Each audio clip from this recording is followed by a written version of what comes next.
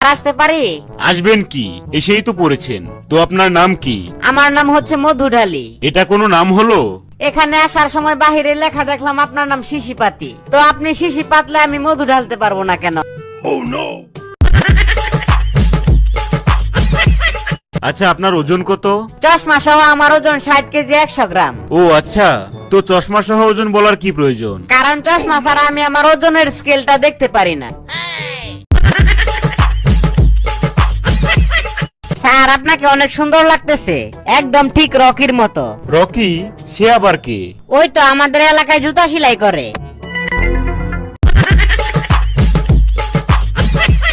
আপনার শব্দজ্ঞান পরীক্ষা করা যাক। বলুন তো ভালোর বিপরীত কি?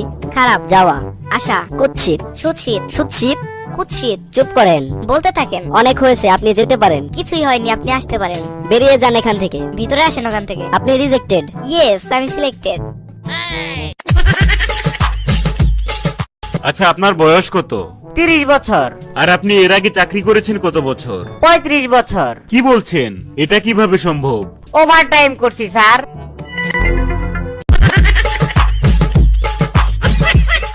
আচ্ছা বলুন তো, সাইক্লোন কি? এটা সঠিক বলতে পারলাম না, কিন্তু আইডিয়া করতে পারবো। আচ্ছা, তাহলে আইডিয়া করেই বলুন। আমার মনে হয় সাইক্লোন হচ্ছে এমন এক ধরনের লোন যেটা সাইকেল কেনার জন্য দেওয়া হয়।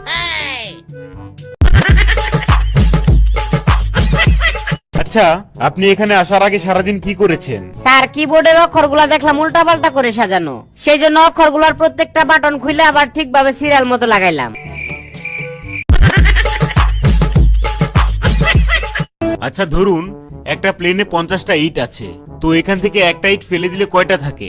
এটা তো খুবই সহজ, 49টা। আচ্ছা, দ্বিতীয় প্রশ্ন, একটা ফ্রিজে হাতি রাখার 3টা স্টেপ কি কি? প্রথমে ফ্রিজটা খুলবো, তারপর হাতিটা ঢোকাবো, এরপর ফ্রিজের দরজাটা বন্ধ করে দেব। তৃতীয় প্রশ্ন, ওই ফ্রিজের মধ্যে আরেকটা হরিণ রাখার 4টা স্টেপ কি কি? প্রথমে ফ্রিজটা খুলবো, তারপর হাতিটা বের করব, তারপর হরিণটা ঢোকাবো, এরপর ফ্রিজের দরজাটা বন্ধ করে দেব।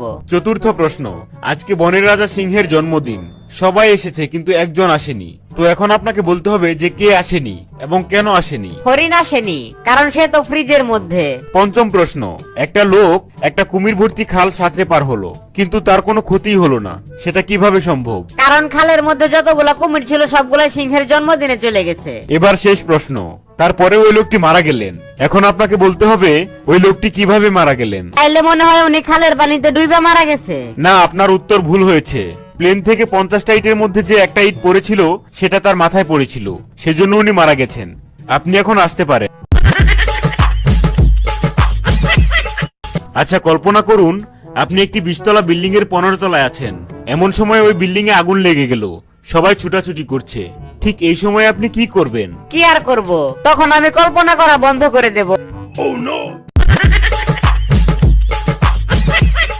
আচ্ছা ধরুন আপনি রেল লাইনের কাছে বসে আছেন, হঠাৎ আপনি দেখলেন রেল লাইনের কোনো এক জায়গায় ভাঙা, ঠিক এই সময় একটা দ্রুতগামী ট্রেনও আসছে, এখন তো ট্রেনটা থামানো দরকার, তো এর জন্য আপনি কি করবেন? তখন আমি লাল নিশান উড়াবো। যদি রাতের বেলা হয়? তাহলে লাল আলো দেখাবো।